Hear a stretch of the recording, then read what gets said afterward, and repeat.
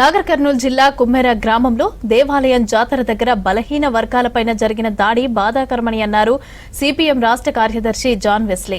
నాగర్ కర్నూలు అంబేద్కర్ చౌరస్తా దగ్గర SC, ST, BC, JAC ఆధ్వర్యంలో బాధిత కుటుంబ సభ్యులతో కలిసి నిరాహార దీక్షలు చేపట్టారు. ఈ నిరాహార దీక్షలకు సిపిఎం బృందం మద్దతు తెలిపింది. కుమ్మెర గ్రామంలో దేవాలయం జాతర ఘటనలో 2 నెలల చిన్నారి హత్యపైన సీఎం రేవంత్ రెడ్డి స్పందించాలని అన్నారు జాన్ వెస్లీ. బాధితులను అరెస్టు చేసి కఠినంగా శిక్షించాలని డిమాండ్ చేశారు. బాధిత కుటుంబానికి సిపిఎం అండగా ఉంటుందని అన్నారు జాన్ వెస్లీ.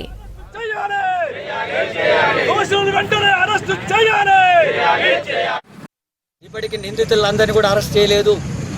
ముఖ్యమైనటువంటి కారకుడైనటువంటి తుకారాం రెడ్డి సర్పంచ్ను ఇప్పటివరకు అరెస్ట్ చేయలేదు. హత్య కేసు నమోదు చేయలేదు. బాధితుల సమస్య ఆదుకునేటటువంటి చర్యలేమీ తీసుకోలేదు. ఎస్పీ వాళ్ళని పరామర్శించలేదు.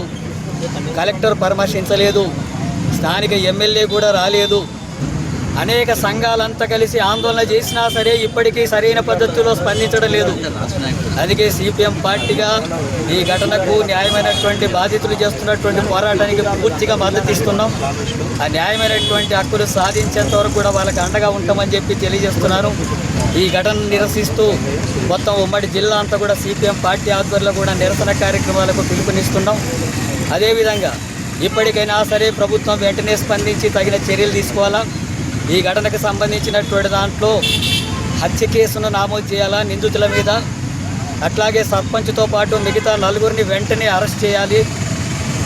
అట్లాగే ఈ ఘటనలో నిర్లక్ష్యంగా వ్యవహరించినటువంటి ఎస్ఐ, సిఐలను సస్పెండ్ చేయాలా.